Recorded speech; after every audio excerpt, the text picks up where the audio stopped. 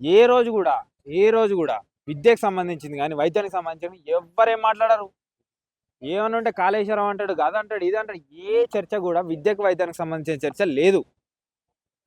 దామోదర రాజనరసింహ గారు ఇప్పుడు వైద్య శాఖలో ఉన్నారు. మీరు గుండె మీద చేసుకొని చెప్పుర్రి. ఏదన్నా యాక్సిడెంట్ అయితే ఫస్ట్ ఎక్కడ తీసుకుపోతారు? గవర్నమెంట్ హాస్పిటల్ తీసుకుపోతారు. సఫోకేషన్ అయ్యి ఆక్సిజన్ మాస్కులు పెట్టుకోవాలనుకో ఆ సిచ్యువేషన్ ఉన్నప్పుడు ఆక్సిజన్ ఉండకపోతే ఉంటాడా? చచ్చిపోతాడా పేషెంట్? చచ్చిపోతాడు. ఫస్ట్ గవర్నమెంట్ స్కూల్లు, గవర్నమెంట్ కాలేజీలు బాగు చేయరి, ఆసుపత్రులు బాగు చేయరు. ఏది మేము కడుతున్న పన్నులతో మీ మీ జేబులో నుంచి ఏం తీసి పెట్టమని మేము అడగం. మేము కష్టార్జితం కష్టపడి మేము 100% పన్నులు కడుతున్నాం. బైక్ చలానాలు పడితే బైక్ చలానాలు కడతాం. రోడ్ ట్యాక్స్ కడతాం. ఈ పైసల మీద నడిచే ప్రభుత్వం ప్రజాస్వామ్యంలో ప్రజల చేత ప్రజల కొరకు ఎన్నుకోబడిన ప్రభుత్వాన్ని ప్రజల కోసమే పనిచేయాలి.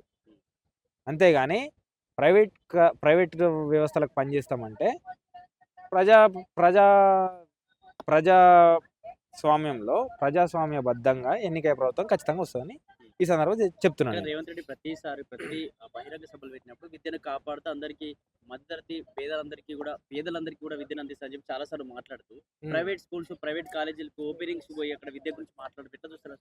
అంటే నేను అదే అంటున్నానా, ఇప్పుడు నువ్వు నువ్వు క్యాంపస్కి పోవాలంటే దిల్సుఖ్నగర్ నుంచి రా అంటే శివం నుంచి రావాలి. చిక్కడపల్లి నుంచి రావాలంటే ఈ మన ఫ్లైఓవర్ నుంచి రావాలి. అంతేగాని తార్నాక నుంచి రావాలంటే ఈ స్టేషన్ నుంచి పిఎస్ నుంచి రావాలి. అంతేగాని నేను దిల్సుఖ్నగర్ నుంచి తార్నాక నుంచి వస్తా అంటే సుట్టు అవుతుంది. ఇప్పుడు చిక్కడపల్లి నుంచి నేను దిల్సుఖ్నగర్ నుంచి మళ్ళీ శివం దగ్గర నుంచి వస్తా అంటే అట్లా నీకు ఇబ్బంది అవుతుంది. నేను ఏమంటాను Revanth Reddy, if you are నీ విజన్ క్లియర్గా ఉన్నప్పుడు నువ్వేం చేయకు భయ్. నేనేమంటాను మళ్ళా చెప్తున్నా, రైట్ టు ఎడ్యుకేషన్ చట్టాన్ని అమలు చేయి. నువ్వేం చేయాల్సిన అవసరం లేదు. పక్కడబందిగా ఉన్న చట్టాన్ని అమలు చేయి. నువ్వు కొత్తగా తీసుకొచ్చి చేసేది ఏం లేదంటున్నా నేను. అంటే చివరిగా పేద మధ్యతరగతి పిల్లలకి విద్యను దూరం చేసేటువంటి కుట్ర ఏమైనా జరగబోతుందా వెనుక? జరుగుతుంది. ఆల్రెడీ జరుగుతుంది. మీడియా ముఖంగా నిస్సిగ్గుగా, నిర్లజ్జగా మేము మేము మూసేస్తాం. ఇంటిగ్రేటెడ్ తీసుకొస్తాం. లేకపోతే ప్రభుత్వ స్కూళ్ళని మూసేస్తామంటే ప్రభుత్వ స్కూళ్ళలో ఎవడు చదువుతాడు? ఎస్సీ, ఎస్టీ, బీసీ మైనార్టీలు రెక్కాడితే డొక్కాడని ప్రాణాలు చదువుతాయి. 80% మంది బహుజనుల తీరు ఇట్లనే ఉంది తెలంగాణలో. మిగతా 15% మంది పైసలున్న గురించి నేను మాట్లాడా. ఎందుకంటే వాళ్ళు ఈడ కాకపోతే వేరే దేశంలో చదువుతారు. వేరే దేశంలో కాకపోతే పోయి వేరే ఖండంలో చదువుతారు. వాళ్ళ గురించి నేను మాట్లాడా. ఎవరైతే నా మట్టి మనిషి, నా సమాజం ఏదైతే బహుజన సమాజం ఏదైతుందో వాళ్ళు రెక్కాడితే డొక్కాడని ప్రాణాలు. కాబట్టి వాళ్ళకి ఖచ్చితంగా మేలు చేయాలి అనే ఉద్దేశం నీకుంటే రైట్ టు ఎడ్యుకేషన్ ఇంప్లిమెంట్ చేయి. ఎందుకంటే నీకంటే నీకంటే మంచి మేధావులు కూర్చొని ఇంప్లిమెంట్ చేసిన చట్టం అది 2009. ప్రతి ఒక్క విద్యార్థి, చిన్నపిల్లలు ఏంటంటే వాళ్ళ మైండ్ సెట్ ఏంటంటే ఆడుకోవాలి, చదువుకోవాలి, ఇంతవరకే ఉండాలి. వాళ్ళ మీద ఏ స్ట్రెస్ పడొద్దు. తల్లిదండ్రులతో సంతోషంగా ఉండాలి. పిల్లలు మంచి మంచి వాతావరణంలో పెరగాలని తీసుకొచ్చిన చట్టం అది. నీకు తెలియకపోవచ్చు రేవంత్ రెడ్డి. నీ పక్కనున్న సీఎస్నో లేకపోతే కలెక్టర్స్నో, ఐఏఎస్నో ఎవరైతే ఉన్నారో వాళ్ళని అడిగితే చెప్తారు అసలు ఈ చట్టం ఏంది బాబు, ఇది కథ ఏందని. కేవలం నీ దందాల కోసం, చైతన్య నారాయణ లాంటి కార్పొరేట్ వ్యవస్థల కోసం నువ్వు పనిచేస్తున్న తీరునేదో దాన్ని పక్కకు పెట్టి నువ్వు నిజంగా నీకు చిత్తశుద్ధి ఉంటే ఈ చట్టాన్ని అమలు చేయమని నేను చెప్తున్నాను. ఎందుకు చెప్తున్నా అంటే మీరు చూసుకున్నట్టయితే ఇప్పుడు తమిళనాడులో మొన్న రీసెంట్గా తలపతి విజయ్ సీఎం అయిన తర్వాత చాలా తక్కువ మినిమల్ ఫీజెస్ పెట్టుకున్నాడు. ఏది ఎల్కేజీ యూకేజీకి 16,640, 9th స్టాండర్డ్కి 22,965, 10th స్టాండర్డ్కి 25,000, హార్డ్లీ 26,000 వేసుకో. ఇది ఎప్పుడు పెట్టిండు? 2026 మొన్న రీసెంట్గా ఎలక్టెడ్ పెట్టిండు. ఈ జియో ఒకసారి మీరు జూమ్ చేసుకుంటే కనిపిస్తా అనుకుంటా. GO number 42 school education 37/2010. దీంట్లో ఏముంది? Fee per student per annum per month 9,000, 12,000. High school అయితే 12,000, రూరల్ అయితేనో 10,000, అర్బన్ అయితేనో 12,000. ఇది గవర్నమెంట్ ఫిక్స్ చేసిన రేట్లు. ఇష్టం వచ్చినట్టు లక్షలు చేస్తుంటే నువ్వు గాడిద పనులు ఏమైనా చదువుతున్నావు, గుడ్డిగురాల పనులు ఏమైనా చదువుతున్నావు? యాజ్ ఎడ్యుకేషన్ మినిస్టర్ నువ్వు సమీక్ష నిర్వహించాలి. డిస్ట్రిక్ట్ ఫీ రెగ్యులేషన్ కమిటీని నువ్వు ప్రతి మంతో లేకపోతే ప్రతి ఇయర్ నువ్వు కూర్చుండబెట్టి మాట్లాడాలి. మీ డిఈఓలు ఏమో చెప్పాలి. నువ్వు ఏమవుతుంది డిస్ట్రిక్ట్ ఫీ రెగ్యులేషన్ కమిటీ ఏమవుతుంది? మీరు ఎందుకు ఇంతగానో విచ్చలవిడిగా ఫీజులు పెంచుతారు? మీరేం చేస్తున్నారు? మీరు రౌండ్స్ పోతలేరా? నేను చిత్తశుద్ధి ఉంటే నువ్వు చేస్తావు ఇవన్నీ. ఆయన చిత్తశుద్ధి లేకనే ఇదంతా పైకేమో మేము మేము ఎస్సీ ఎస్టీ బీసీలకు అండగా ఉంటాం, కాంగ్రెస్ ప్రభుత్వం, రేవంత్ రెడ్డి ప్రభుత్వం ఇట్లా చేసినట్లే కానీ చేతలలో ఉండాలి కదా, మాటలలో కాదని నేను చెప్తున్నా. అంటే రీసెంట్‌గా చూసుకుంటే హీరో విజయ్ కూడా ఆయన పెళ్ళప్పుడు ఒక మాట ఇచ్చిండు. ఆయన కాన్స్టిట్యుయెన్సీలో గవర్నమెంట్ స్కూల్ విద్యార్థులకు స్కాలర్‌షిప్ ఇస్తా అని చెప్పేసి అన్న మాట ప్రకారం కూడా చెట్లనేవి పంపిణీ చేయడం జరిగింది. అంటే ఒక రాష్ట్ర ప్రభుత్వం చేయలేనిది ఒక హీరో చేయడం అనేది అంటే ఆయనకంటే క్యాపబిలిటీ ప్రభుత్వానికే ఉంటది. ఏది చేయాలనుకున్నా కూడా. అంటే ఇంత నీరుగార్చే విషయాన్ని ఈ హీరోతోని పోలిస్తే ముఖ్యమంత్రి విద్యాశాఖ కూడా ఆయన చేతుల్లో ఉన్నటువంటి రేవంత్ రెడ్డికి ఏం చెప్తారు? అయితే first of all Vijay Deverakonda గురించి మాట్లాడాలి. విజయ్ దేవరకొండ అనే ఆయన యాక్టర్, ఆయన హీరో కాదు, యాక్టర్. అచ్చంపేట నియోజకవర్గంలో ఆయన స్కూల్ స్కాలర్షిప్స్కి ఇచ్చిండు. దానికి మళ్ళీ అచ్చంపేట ఎమ్మెల్యే వంశీకృష్ణ అనేట ఆయన పోయి దాన్ని ఇనాగ్రేట్ చేసి ఆయన సమక్షంలో ఇప్పించుకున్నాడు. ఇంత సిగ్గు లేకుండా వాడు అని ఉంటాడా? నిన్ను ప్రజలు ఓట్లేసి గెలిపించి ప్రజలు పన్నులు కట్టుకుంటా, అచ్చంపేట ప్రజలు ఎవరైతే ఉన్నారో వాళ్ళు పన్నులు కట్టుకుంటా నిన్ను ప్రజాప్రతినిధిగా మా గొంతుకగా ఉండు నువ్వు అని నిన్ను అసెంబ్లీకి పంపిస్తే ఎవరో ఒక యాక్టర్ వచ్చి సహాయం చేసి నేను దాన్ని అప్రిషియేట్ చేస్తా.